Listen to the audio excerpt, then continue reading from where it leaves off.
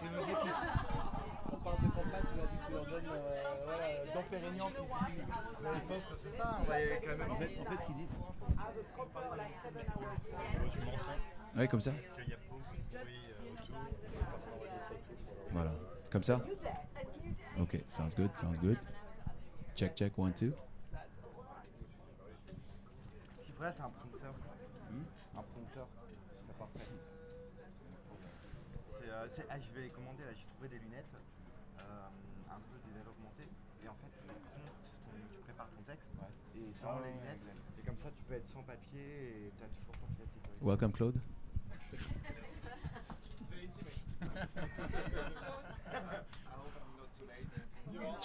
Just 2 minutes, Claude, but we'll forgive you, Claude. It's okay.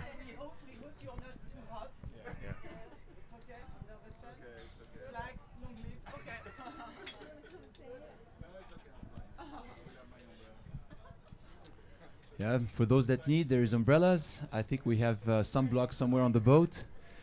I think it's only Claude that's affected by that, but everyone else is good.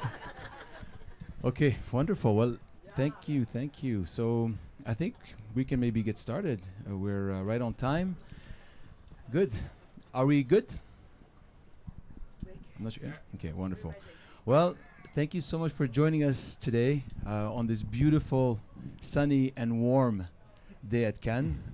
I was told that we're very privileged this year because the weather is phenomenal in comparison to the previous years. Well, first things first, I think we could not have had a better setting for the topic of the day. I'm very happy to be here with Equativ, with everyone here, and especially with our guests, which I'll introduce in a moment.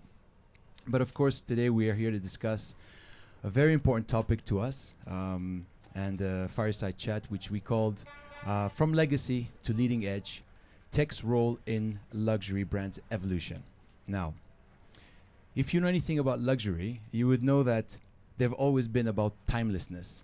And timelessness is always measured in terms of heritage, in terms of craftsmanship, and exclusivity. But today, in this fast changing and fast pacing digital ecosystem that we're in, the time of timelessness is actually being challenged, is being reshaped. So we're seeing a fascinating paradox where you have brands that are rooted in century-old traditions now are becoming, to some degree, the innovators and the brand adopters that are leading the charge into new territory. And they're using data to personalize. They're using AI to craft new stories. They're being bold. And of course, they're using media to deepen the relationship that they have today with their audiences. And they're doing it in ways that sometimes is a bit of unthinkable. So today's conversation is about understanding how technology is not replacing the essence of luxury, but how it's amplifying it. Okay?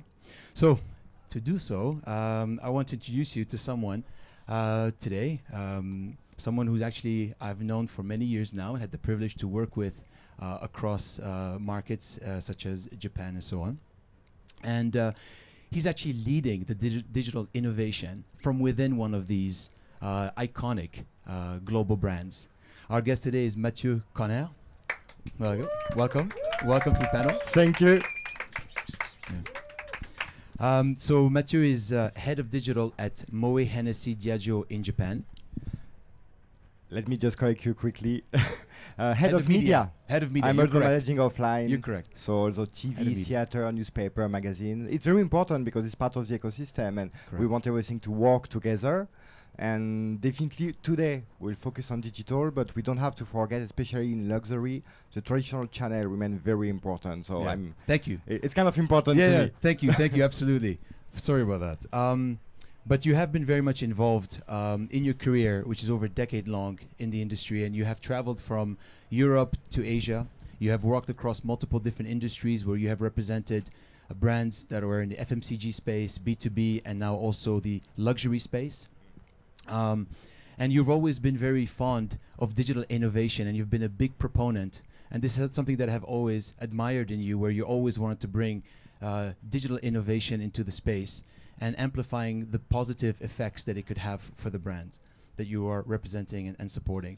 So, time for you to do a proper introduction. Maybe you can give us a bit of your story, why moving from agency to brand side? Why Europe to Japan? Would love to know a bit more about that. Okay, thank you very much for a very kind introduction. And I will try to be quick and to not like talk too much about my life, but interesting milestones that brought me here on that boat today. So I started over a decade ago when at the very beginning of social advertising. It was we didn't even have an API to do the campaign on Meta. There was no YouTube ad at that point. It was just starting the year I entered the world of media. So we had to discover everything. We had to learn by yourself to understand what was working with the user, what was not working. We're growing rapidly, so we had to adapt very quickly. And at that moment, this is where I got that passion for trying new product, going to Google Office, Meta Office, asking them for their beta product, doing the latest test. And we had so much room to grow and to test, to try new things. It was very exciting. So because I had kind of interest for the Asian and Japanese culture, of course the food, the language, I was already starting to learn Japanese at that time. I was at Dentsu in France, so I was working mainly on the Japanese client. Sony, Nintendo, Shiseido, because of that affinity with the culture. And after 2 years in France, I had the opportunity to move to Japan, still within Dentsu. I went there and we won a big pitch for the country, very different from the luxury brand we'll be talking today on FMCG, on P&G, on Procter & Gamble, but no regret. And probably it was an important milestone for me to be working luxury right now because they were a very demanding client. As you might know, P&G is the biggest spender, the biggest advertiser in the world, and that's also the case in Japan. That was very huge. And because they are very demanding and they have huge budget, we had to be very strict and demanding with ourselves to always propose them the latest innovation. But because of their budget, we had access, I would say a red carpet access to all the publishers. They were really helping us to shape what would be the future of advertising. We were starting to talk about viewability, implementing AS on every campaign. That was the very beginning of like monitoring tool. Most of brands were not using them yet. We are not talking only about CPM, volume of impression, but going into dwell time, engagement. And that was, I know it sounds very normal right now, but if you can imagine 10 years ago, that was very new metrics at that point. So, and from there, on P&G, there was a brand, a very interesting one called SK2, that you might know. It's a luxury skincare brand that made me enter into the luxury world, and I fall in love with those legacy and the way they were blending craftsmanship, scarcity, and at the same time trying to attract new generation. It was a very interesting paradox that brought me to Group M, my next agency, where I was leading the digital for LVMH from the agency side. And after 2 years, I guess we were doing a good job. I was snatched by LVMH to work on Moet Hennessy and develop their spirit and champagne brand in Japan. And here we are today. So I will not unveil too much because I guess you will have many questions to discuss about those topics, but that's how I arrived here. That's great. Well, it's actually a good segue to my next question because, of course, now that you are immersed in the world of luxury, we know that luxury brands have been very much focused on experience, and this is something which they hold dear, and they excel at it. Some people can say they're even pioneers in the experiential space, and whether it's the in-store experience or the pop-up experience and so on. But over the recent years, I would say they've been pushed a lot to innovate on how they engage with their audiences in different channels. So the question is, what emerging technologies or trends do you believe hold the most transformative potential for luxury brands in the near future? So I would see mainly 3 applications, and 3 of them I think are really important. I'll probably start with the most obvious one because it's already emerging and you have probably been in contact with it, is AR and VR, especially in the fashion world. So VR, when you can, for example, it's okay, I know them. I know my note, should be fine. VR where, for example, fashion show. Not everybody can go to the fashion week in Paris, in Milan, and if you have you don't even need glasses or anything. Like even on your computer, you can have immersive experience to enjoy in the fashion show as if you were having a seat close to the podium. So maybe some of you already watched those videos. AR, for example, for testing new product. When there is a new collection coming, and I saw a brand that did that very recently, where on your phone, you can slide and try the new dresses, the new clothes, the new suits on yourself through AI. They are able to replicate the product, and you can see a photo of yourself wearing the product, so you can really feel what it is to obtain this new item. So that's the most obvious one, because they are, I would say, already there. It's like very like tomorrow, if it's not even today's technology. The second one, I would say, it's blockchain. That's very interesting and not yet adopted. There was a test with NFTs. Didn't work really well, many brands. So I will not mention a luxury one, but for example, Nike, like selling NFTs with their sneakers, didn't hold very well. They are terminating their program right now. There was just selling an NFT saying you bought that one, or you could have your Nike within some AR world on Meta and everything. Didn't really like worked with the public, so they stopped that. But there is a few ways we can do that in a smarter way, I believe. From luxury, for example, to fight counterfeit. Like when you buy a product, you get an NFT associated to it. That's something developed by LVMH at the moment. I'm not sure if you heard about it. It's called Aura. It's a new program. So when you buy a new, for example, a new handbag, you will have your NFT. You know where the leather is sourced.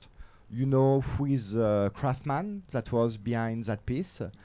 And when you will resell it also, because the second-hand market is huge in luxury, you will also pass onto the blockchain that NFT, and you are sure about the authenticity and the traceability of the product. So that, we believe, something very important. And I'll tell the last one, and here it's dearest to me because it's applied directly to champagne. So I'm working for Moët & Cie. I didn't mention, by the way, sorry, in my introduction, I joined LVMH, but yes, I'm working, maybe I said it, on the champagne brand. And in the champagne world, of course, many people buy it to enjoy it directly, but we have many collectioners.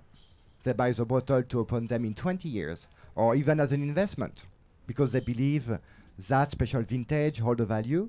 So what we'll propose in the future year is when you buy the product, you don't get the bottle, you receive your NFTs, we keep your bottle in our cave, we continue to age it, so you are sure there was no transportation, no risk to the bottle. When you resell it to someone else at an auction, at Christie's, you resell the NFT, the end buyer is sure about the conditioning of the bottle, and you receive the product. The very end user will drink it in the very best condition without risk, and that's something we believe in strongly. It takes time. Like, we are slow adopter, to be honest, in advertising, but we believe there is potential there. And the last one, and it's not really for champagne, more for our fashion brand. And it's a very interesting one because it blends two very important things. It's more like concierge. Yes, concierge service. So can you imagine when you arrive in a store and the staff already knows who you are, what did you buy in the past 2 years? Okay, let's say it will not be facial recognition, it's a bit creepy. Users don't like it when you arrive and they already know your name. But for example, we are talking about NFT. As a consumer, you could receive an NFT that represent your persona within the world of that brand. When you enter into the store, you scan, you present your wallet, and you identify through your NFT. And in the background, we already know what you buy in the past 2 years, what shade of lipstick you are using, what perfume you are wearing, and you have the staff that can prepare a private room with all the potential items that could be interesting to you. That might sound familiar to you because private clients, like millions dollar spender, already receive that kind of treatment. Through AI, we can hope to share that experience with more clients, with more brands lovers. Before it was reserved for an elite, and we believe every buyers deserve to be part of that elite, and AI should be able to share that experience. That's very good. We'll get to AI in a bit, I think, to dig a little bit deeper into that subject, obviously considering the importance of it. But let's just take a step back and speak about digital for a moment. And we know that luxury brands have been a bit reticent to scale their presence digitally at the fear of diluting a bit the brand experience, something that they hold dear. And but as you mentioned, there are too many innovations now that are challenging that mindset or that thinking process. And brands who initially were considered to be some of the most traditional or most conservative brands like Hermès have opened up some of their e-commerce now and selling some of their products online. And we're seeing more activity on Roblox by some of these luxury brands. So the question is that, and you've answered part of it, Mathieu, thank you for that. But how do you see legacy luxury brands adapting further to the rapid pace of this change on digital? So until a few years ago, our legacy brands, our maison, tends to be afraid of digital. You are talking about dilution. It's very important. They had the feeling addressing the mass with advertising was removing that scarcity, that uniqueness, that our product and our experience, because once again, our brand are not only about product, it's about an experience we are going to the users, we are giving, sorry, to the users. And now we are using digital to craft unique experience, and we are using it as a weapon, as a tool, rather than to be afraid of it. And so you are talking about Roblox. That's very interesting. I swear we didn't prepare it together, and I wanted to mention it. We have many brands now that understand they have to own digital and not to be afraid of it, because the next generation, there is less and less interaction into the brick and mortar store. So they need to understand how they can interact with them. So Louis Vuitton, you're talking about Roblox, I will mention League of Legends, Fortnite. So we're having collection on those games. Louis Vuitton created a streetwear collection on League of Legends on the Chinese market. So yes, they need to own those digital channels because this is where the customer will be. But they do it carefully. They don't go too fast. Once again, we are slow adopter. Technology and luxury, it's not about speed. It's about it's not about being fast. It's about being forever. So you want to keep that exclusivity and at the same time adapt to the new channel of communication. That's very interesting. I hear that it's a mindset shift. It's a of course there is the capabilities that technology offers today, that you can be quite versed at adapting in your strategies.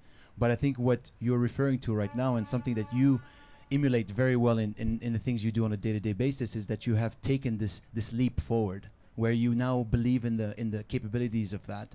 Do you think that this mindset shift or this attitude, is that something that you're seeing as a necessary step forward for luxury to be more digital and expand beyond those test cases? Yeah, it's a lifestyle for our brand. And we are talking about legacy, and I was saying that we are a slow adopter. But we're also at the forefront of innovation. If I come back 200 years ago, I will take an example of one of our brands, Veuve Clicquot. Veuve Clicquot, it was the first champagne that invented very interesting method to age it. For example, to keep the bottle upside down. So I will not enter into the detail because maybe not everybody here knows about champagne deeply, but we had machine, just how to age the champagne properly in our cave. And many traditional methods that are now traditional were innovative at that time and were invented by our brands. So we need to do the same on digital. We need to be able to be at the forefront and to find new way of communicating. And I believe we can do that. So how we do that, and I would say the main change is in the data. So we were not very good at owning our data. Once again, because traditionally a lot of the interaction and the signals we had were in store during the fashion shows and so on, and it was hard, to harvest all the data and use it. So now we are doing our best to not necessarily a lot of campaign, a lot of activation are not about selling a product. They are about engaging people, having opt-in from them. them coming to pop-up store, subscribing to a newsletter, participating to an event. And once they are in our world, this is where we start to ask them if it's okay for them to share the data with us.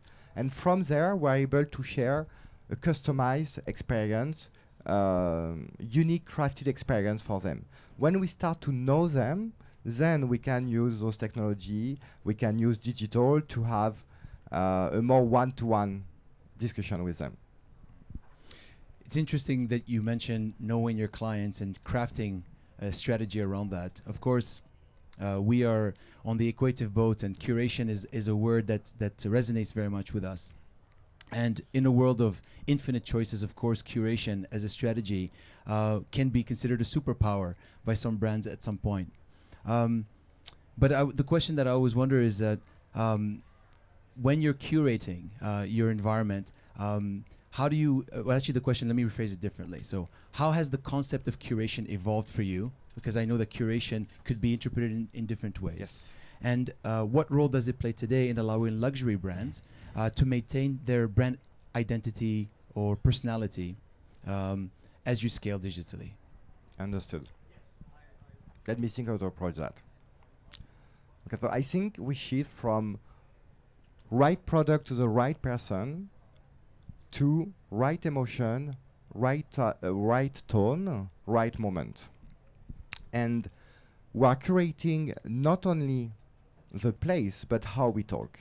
I would say we have now a multi-layered discussion. You have one to many, one to few, one to one. And you have to know on which platform you use which layers. That's very important. And we probably can enter, I know you have a few questions later that will enter more into the detail about that, but I will give a few examples in the way we approach open web. So we have, of course, our walled garden, YouTube Meta, we have a lot of data, clean room, so it's easier to understand our customer. Especially since GDPR on open web, it's very hard to know who we are, who is coming on the page. And we still have some retargeting available, but we don't want to be aggressive. We don't want to be intrusive. Like if you go on a Chanel website or Hermes, you were talking about Hermes, that's a very good example. Hermes never do retargeting. They never do retargeting. If you go on the Hermes shop and you go on any website, you don't want, and you go on a gaming website, and Hermes have, for example, no affinity with gaming at that moment, you don't want to have an Hermes ad coming feeling very intrusive. So you have to create advertising that feel like they belong to the place you are. So I'm coming back on the concept of curation just to recenter the topic. And when you go on Vogue, on Elle, when you choose a website, when you choose the environment you want to have the right creative that don't feel like, oh, we know who you are. We came because you came on our website 2 days ago. Please buy my product. We are like, you came on Vogue to have a Vogue experience. And we have an ad, we have a creative that resonate with the way Vogue talk, where you feel, oh, this talks to me, like I feel it's in the right environment and I'm interested, like it doesn't disrupt your experience, right? I was looking for the right way to put it. Curation is about not disrupting the experience, but proposing the right format, the right ad, the right creative in the right environment. Thank you. Mathieu, we're actually coming close to the end, so there's only maybe time for one question before we maybe pass it to the open up to questions for the group. We've talked a lot about trends, tools, and mindset shift in order to adopt and bring forward the ability to leverage technology in the luxury space. So the last question for you is that if there is a piece of advice that you can give legacy luxury brands who are grappling with the challenges of technology, what would it be? Cherish scarcity. It's very important. And don't think digital as going in mass media. We're not FMCG brand. There is interest, there is a point for certain brands to go that way. And don't be too direct. Don't think conversion. Yes, you will have to nurture your lower funnel at one point. But engage people first. And I think Moet Energy were a very good example because we are forced to do that. We are not exactly a B2C brand. Of course, we talk to the end consumer, but we are not a retailer. We don't sell our product directly. We go through bar supplier, hotel, restaurant. We are not the very last part of the chain, the contact with the customer. So we are not chasing conversion, sales. So what we do is we want to onboard people on a journey. They will arrive on a website. We'll propose them to come to an experience, come to a pop-up store. And pop-up store can be physical, can be virtual. I know not every brand can afford to have a brick and mortar pop-up store. Invite them to opt in. So you don't want to feel them forced to come, and provide unique experience. That's also important. I talked about the multi-layered earlier. So the first time, for example, that we discover your brand, it will be the part of the discussion from one to many. So you don't know them yet. So we'll propose them to come to enjoy an experience. As I said, a pop-up store, an event, a fashion show if we go onto the brand. There you start to know them. During that experience, you try to onboard them into your CRM through a newsletter, through a goodies with a QR code, and then you know who they are. Be careful, don't be aggressive once you know who they are. Use that to provide them unique experience that tailor to their needs and to their taste. Then you will be able to speak one to few. Know they are a community. They have interest in common. So I will give an example for that one with Ardbeg, which is one of our whiskey brand. And we have a community we call the Weirdos. There are people, they are a bit geek. Like we communicate a lot about with like comics, manga sometime, but yeah, definitely like a geek culture. And once they are part of the community, they have access to special drop of limited edition bottle, and only them are aware. Nobody else know. You need to be part of the community to know when those bottle drops. And so far, for example, in Japan, we became the #1 market for Ardbeg like that. We have dropped around 7,000 bottles every time. We used to sell them in 2 hours because people feel entitled to those bottles. They feel they belong to a community and they want to have them. Then, when they buy the bottle, you know which drop they buy. You know, did they buy the smoky one? Did they buy the more spicy version, the sweetest one? And then, when you know that taste, you can start to speak one-to-one with them. And now you will eventually present them with a vintage, which is a bit more expensive, maybe, a bit more exclusive, and you will start that conversation. So that layer is very important, and don't be too aggressive. Don't try to sell your lipstick, your makeup straight away once you have signals on a website. Take the time to onboard them in their journey. And I will finish because I know you are mindful of the time, is we are shifting from product sales to lifetime cycle management. And that's really important. When you onboard someone, you onboard them not to buy a product, but to have a lifetime experience with your brand. Thank you, Mathieu. Thank you for sharing this perspective. I can feel the passion in everything you've said today. We're privileged to have you here, and I will open it up to a question or two. We're running a bit out of time in case. But yes, please. Thank you so much. That was so interesting. CTV, that seems like a real opportunity for luxury brands, with the opportunity to be really targeted, yet have an almost entertaining experience directly one-to-one from the brand to the customer. I'd love to get your perspective on luxury and CTV. Thank you very much for the question. Yes, that's a shift we are doing at the moment. In the past 3 years, we shift a big part of our digital budget to CTV. To give you just an idea of the scale, now we have around 30% of our digital budget on CTV, which is huge. And the reason is, and especially for us, not every brand has the budget and the scale to go on traditional TV, to buy enough GRP to be worth it, or we are too targeted. And we know TV, even if there is some option to target, address the general population, CTV allows us to be on that big screen, to be in their living room, in their bigger than life, because now, like, you see the size of the TV in living room, right? And to communicate with them is that very beautiful screen. And there is very interesting targeting opportunities. I will just mention one, Amazon. That's a test we will be doing at the end of the year. We can target based on Amazon Prime customers, so their purchase behavior on the platform, and not only on the contextual targeting on the TV. Like until recently, you could target based on drama, horrors, action, adventure. As a alcohol brand, how do I connect? Like I don't feel a connection based on the type of movies I'm watching. But if I know they were scouting for a bottle of Dom Perignon, once again, we'll do it in a smart way. We'll not tell them, oh, you went on Amazon Prime, buy my bottle, but we'll invite them through an advertising to enjoy a Dom Perignon experience in their city or close to them. But yes, you are right. Being able to own those big screens is important, and we are shifting our budget to them.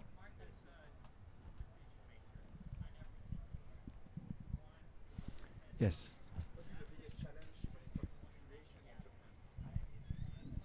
Maybe you can repeat that question. What is your biggest challenge in curation in Japan? Onboarding the partners. So here I will move away from customer-centric discussion to a more technical and commercial discussion. Our partners, so where do we want to be online on the open web? We want to be on the very high editorial value website. We are talking about Condé Nast, Hearst, Kodansha. So they saw their public going from paper magazine to their online version, and they are struggling to integrate their online ecosystem into the open web ecosystem. They are not always plugged on the DSP, on the SSP, on the ad exchange. So it's a really tough work, but you have to go them to see them one by one, give them an incentive to be part of your inventory, explain them. Of course, even Hearst, Condé Nast, they would prefer to have, maybe I'm a bit too cocky here, but I guess they would prefer to have an LVMH ad than a random FMCG or like a brand that is too pushy. So they want us to be on their website. We want to be on theirs, but how do we create a connection? How we buy the right inventory at the right price? And I would say that's the main challenge. How you create that technical ecosystem that allows us to do that. And that's a good transition because that's, sorry, I know those one are not supposed to be too commercial panel, but seriously, Equativ is helping us to do that by being the right intermediary.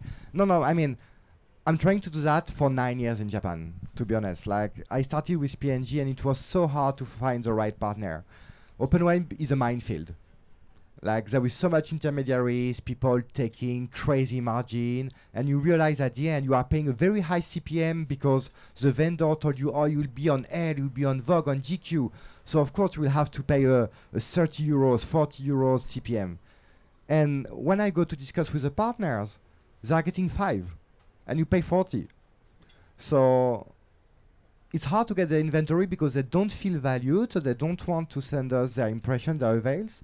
So we want to create that one-to-one relationship. At the same time, I'm not an ad oriented company. We are still luxury, so we need a partner that will do that work for us to go discuss with every publisher, onboard them on that project of a more one-to-one relationship, and we can buy the inventory for the right price, put the right ad, and everybody is a winner in that relationship. And we remove like people that tends to scavenge in between. Last question: how do you deal with transparency in Japan? Thank you very much. That's a hard one. No problem. That's a hard question because. Okay, I hope I will not make too many enemies here. It's okay, I moved to the brand side. When I was in agency, maybe it would have been harder for me to answer that question.